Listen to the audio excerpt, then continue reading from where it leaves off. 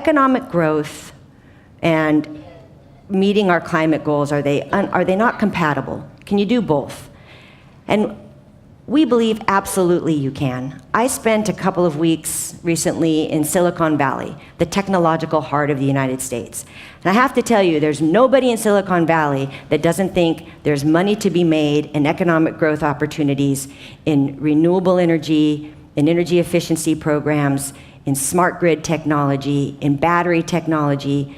In fact, companies in Silicon Valley look to the East Coast where the policymakers are and think that we are far behind the times talking about big pipeline infrastructure. I mean, they are busy working at the technologies that are really going to drive growth. In the solar industry in the United States, last year we added jobs 10 times more quickly than in any other industry or than the industries as a whole. So I think the International Energy Agency estimates that between now and 2050, $25 trillion worth of investment will be put into power markets globally. That's a huge opportunity. And I think that integrating renewables, using new grid technologies, looking at battery technology, these are industries that really can drive growth and good competitive jobs. So, thanks. Well, thank you very much also for presenting to us the involvement gas infrastructure, because usually on a very popular level we always associate corridor, South Stream, yes or no, Nord Stream, sort of the big things.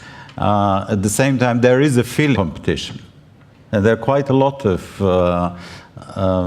publication behind US, behind Japan, behind China now.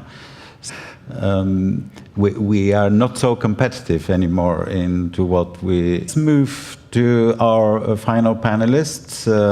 Eric's invested and been involved in a very wide variety of energy solutions, security and economic prosperity in our conversation so far. It's always extremely interesting. 8 years ago, when I was made I'm still happy, but I realize in which mess I've landed. In the difficult, you're always trying to find a long-term solution on a moving problem because it's continuously moving. So it's very difficult to give final answers to everything. But I have to say I agree with many of the panelists before me, and above all with Robin. The future is technology. Moving parts that makes it more difficult of energy, and climate change is technology. So, and just a couple of examples, the United States, because they replaced coal with natural gas. Why was it possible? Because of new drilling techniques. Then you have continuously think about solar. Nowadays, on a same level, they compete very well with gas and other fuels for the production of electricity. So in the reality, technology is the big answer. I would agree with Robin that definitely the US is far more advanced than us. And I'm just not talking about the hardware, but the thinking. I was in the US as well in April in a big conference, and you see that there is already a way of thinking of what will happen to big utility companies one day, which is not that far, where generation will be distributed. So everybody, every house, every industry will generate electricity and send it to the grid. What's the usefulness of large companies? So you see, this is a kind of debate I've never seen in Europe so far. It will come, but in the US it's already like that.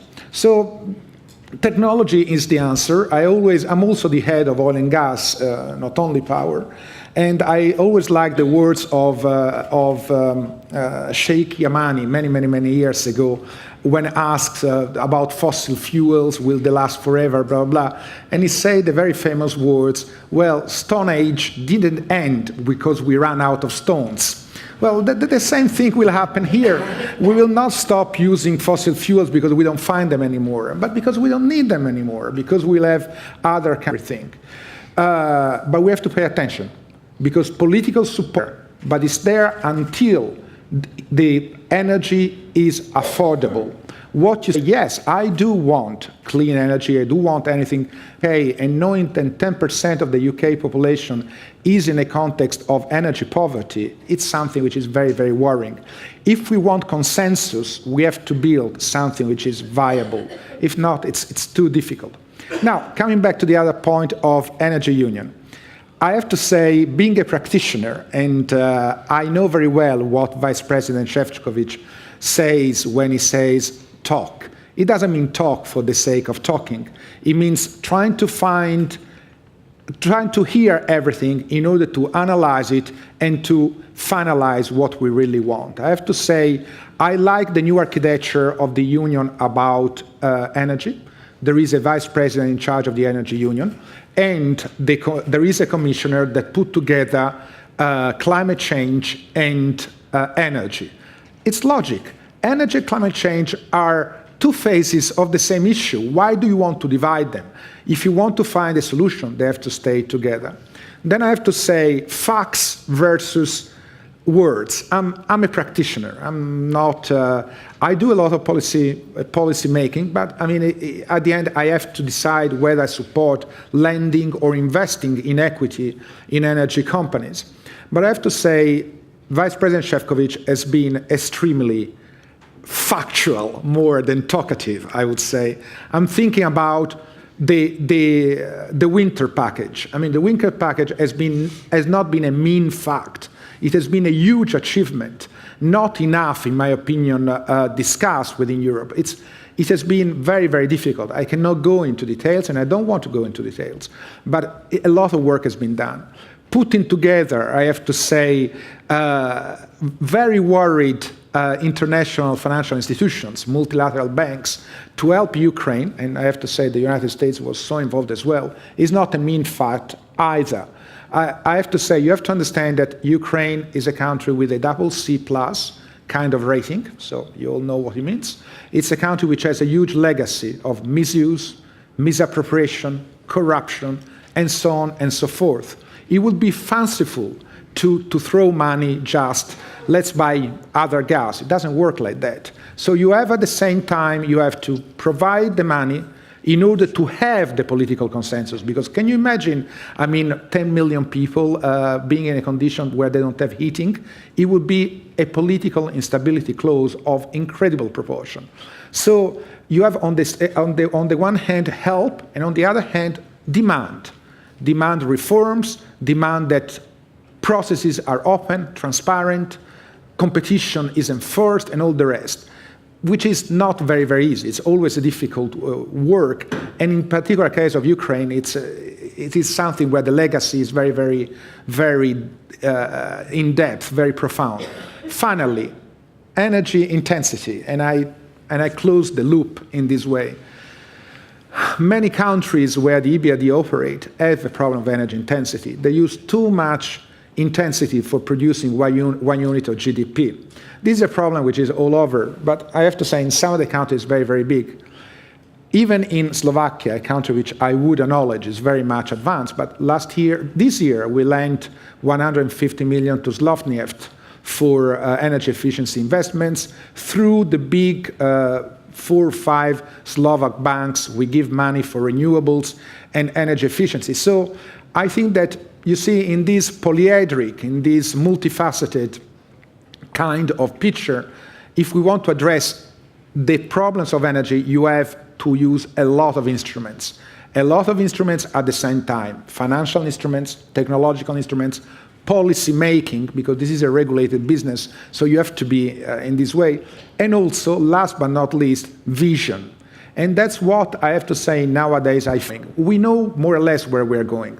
Obviously, as I said, it's a moving target, so it's in a certain moment, but it may change. So this is what I think we are doing. For example, the winter package. I'm thinking about the Iberian Peninsula that has never been linked. You should know that in the Iberian Peninsula, there are 6 LNG facilities to the rest of Europe. You see, our picture starts being different. And maybe the tradition, and I conclude by saying the traditional way east to west must still be there, because it is a very, very important thing. But also we have to look at the south on one side, on the other. We have to look at LNG, because Technology in LNG is changing very, very much. Nowadays, it's not competitive, but what about 6, 7, 8 years? Last point. 1 week ago, the price of gas in the US was $2.9 per BTU. We pay around 10, so you can see how the world can move. Thank you. So we concluded the discussion with our panelists. Thank you very much for emphasizing the technology base of the energy development and the energy revolution.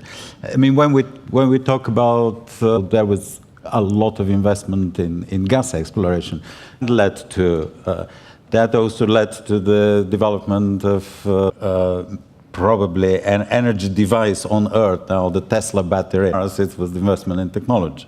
So we should probably remember that, especially since our panel and our discussion is about how to bring together the energy security and competitiveness. So we should look at these two sides. Thank you also for bringing the energy intensity and energy efficiency into the picture. I was a bit surprised, pleasantly surprised, but there is the public is voting now on. One of the votes suggesting solution, but let's see the quick comment. Which of the following is the most important for the EU energy security? That's usually the underdog of the political conversations, probably because everybody, and the second comes gas import diversification, renewables is at 13% only, and probably very disappointing for some people. EU gas exploration is 0. So I'm sure I'm sure you can still have an opportunity to change the results of this poll, but that's an interesting look. And should the energy union include countries that are not members of the EU? 77% say yes. I mean, this is a very interesting issue, and I have to say, when we discuss the achievements and the development of the energy union and what the energy union is, I mean, what the energy union and Mr. Šefčovič did with the development and building the CSEC group is quite extraordinary in a way, and it does include non-EU member states. Probably just a very quick question to Mr. Šefčovič. How do you see the inclusion of non-EU member states in the energy union?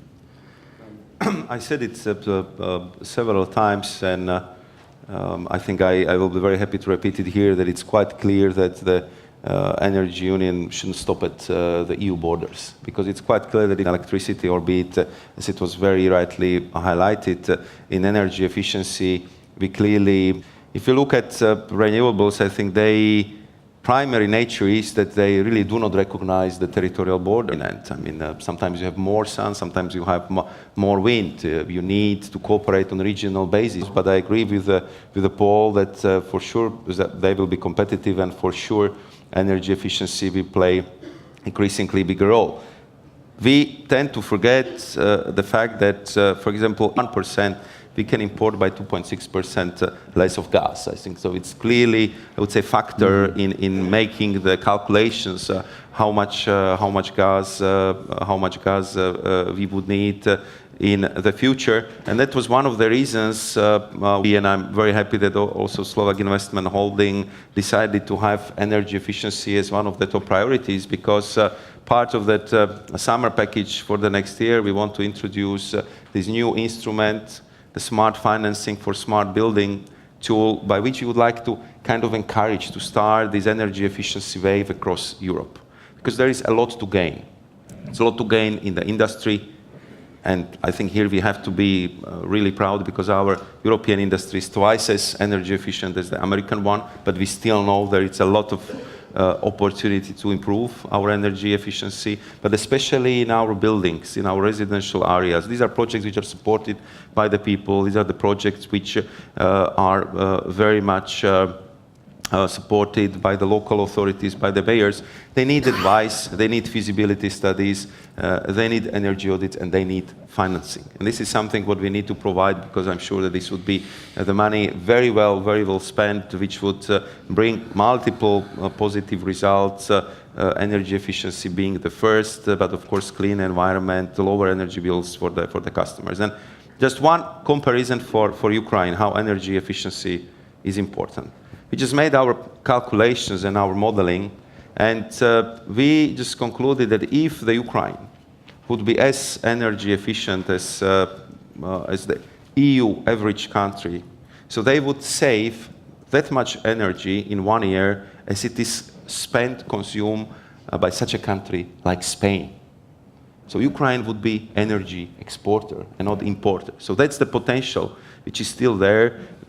These are the projects which we support jointly with international financial institutions. And I really would like to thank Ricardo and his bank for being the first, for putting the first founding stone into this construction of the financing instruments for these heating seasons, because when we started the discussion on this issue in the early June, we realized that it's very challenging, that we have international institutions which, because of good reasons, been quite worried to go into that project.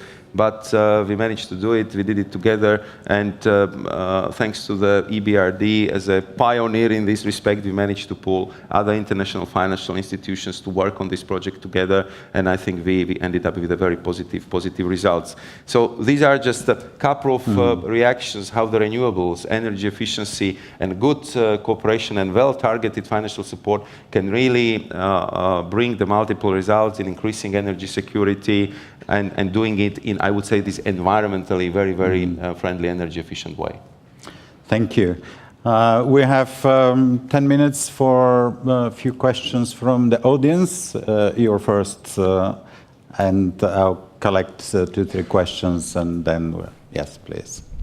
Thank you very much, Igor Kosir. First of all, I would like to mention that everybody, I believe, understands that I would like congratulate and thank Mr. Šefčovič, Vice President of the European Commission, for creating this first network of the first successes, potentially creating probably much higher and stronger success of this very interesting, very comprehensive, but very important, I believe, project.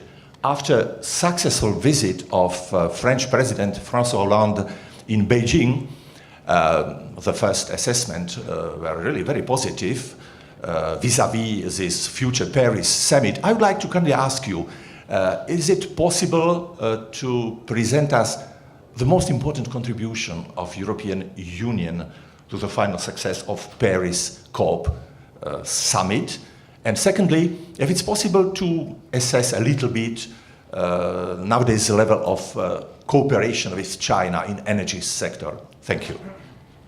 Thank you. And you, please, here.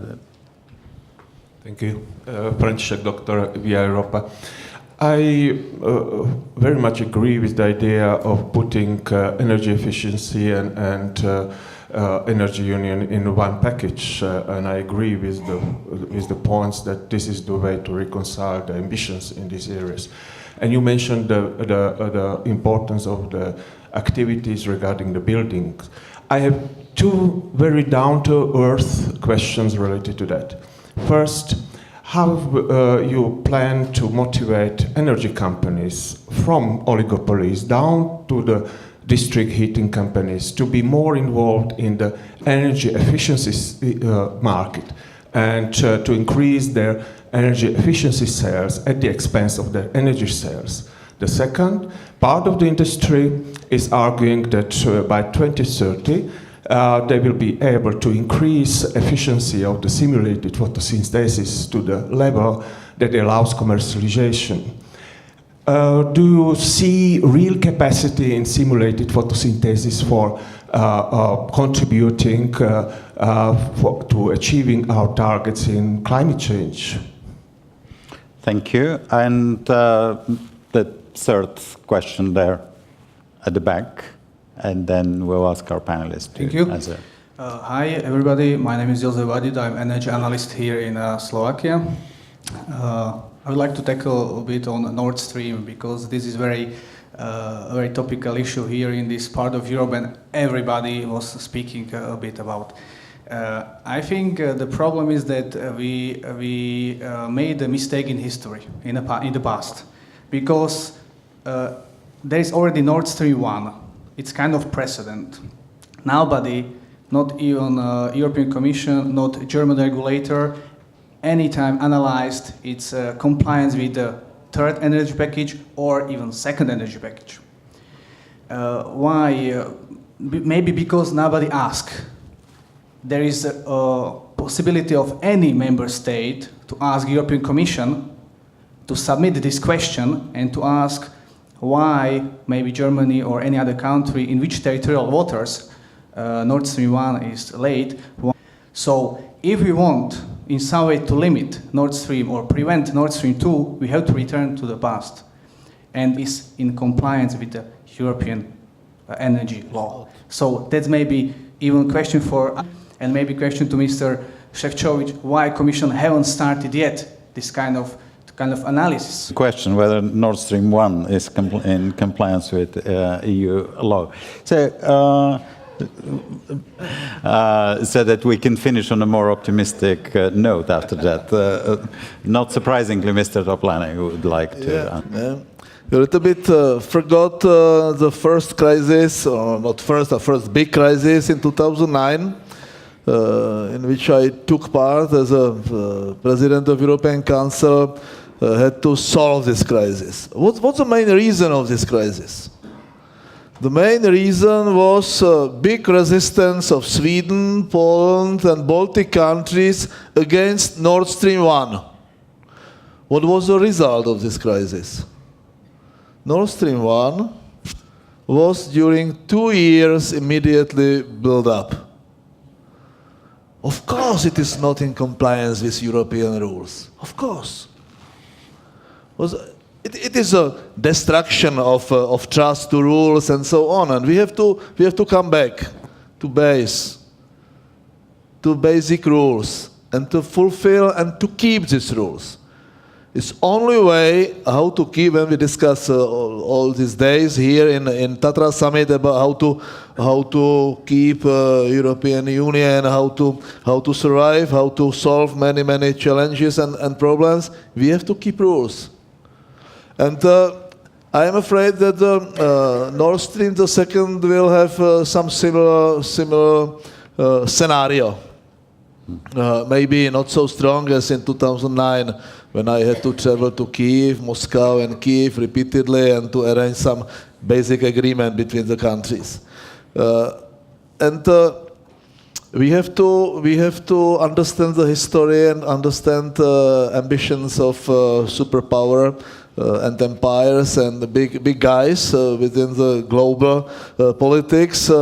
It's enough to study Russia energy strategy from 2003, upgraded in 2009, when it's all written. We have to control all routes, all pipelines going to Europe. We have to control sources of oil in Central Asia because we don't have in the European part of Russia some adequate sources. We have to diversify our export to the south. And all these documents are open. And we have to understand the effort of Russia. But I understand this effort. Yeah? To control all routes, to control capacity, to control price, and to keep this sphere of influence, this buffer zone around Russia under some dependency. It's a geopolitical problem. We discussed about some not so important topics, but it is very important to understand. And one remark only more to this growing of renewable sources. I am not against. Not against, but two figures. Electricity in the spot market, what's done by variable cost, is now 29.65 euros. The concrete price on bill for households is more than 100 euros. What's the gap? What's the difference between these prices? It is subsidies to green energy, of course. The fight against global warming and climate changes will be realized only when German public will have willingness to pay these bills.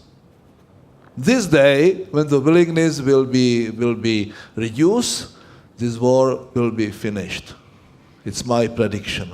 And these figures are big fear, big warn for everybody, because somebody has to pay this gap. It's 29 euros. It is impossible to build up any conventional source.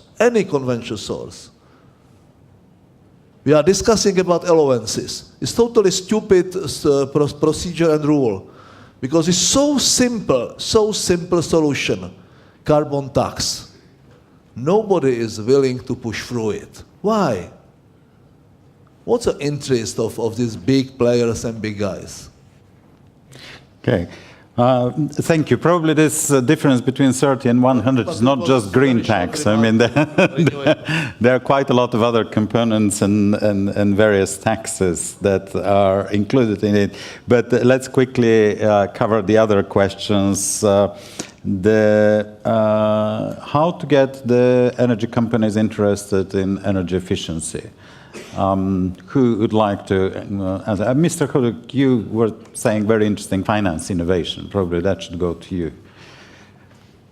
Well, I think the incentives have to be driven by way then to modernize, and they do have to follow and should follow the overall strategy of the national energy policy as well as the European energy policy. As already production by 40% by 2030 in the European Union in comparison to 1990. It's a goal which was adopted at the EU level, also translated into the national being in the presidency of the EU in 2016. We will push for the accomplishment of this goal.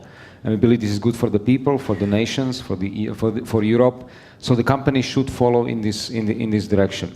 Second aspect is the push from people themselves, as was already mentioned. We do want to live in healthy environment, and this is the way how people see it and feel it.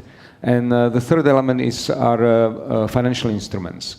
As already mentioned, in Slovakia we are building basically a energy efficiency fund, which will be publicly supported, but which will basically the task will be to bring private sector investors to push and finance energy efficiency projects. So we have to identify ways how financial community can support this type of movement.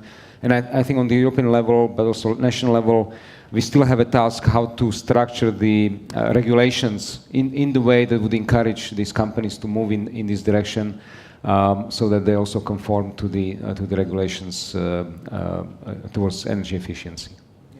The minister was saying, I fully agree. We should be all against about permanent subsidies, but subsidies are just for a period, for a very focused thing.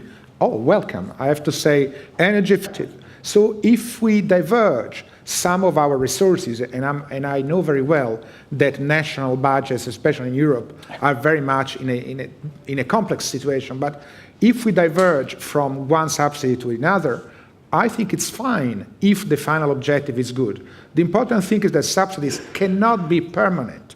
A subsidy just to maintain an industry or something that doesn't work, it's pure folly.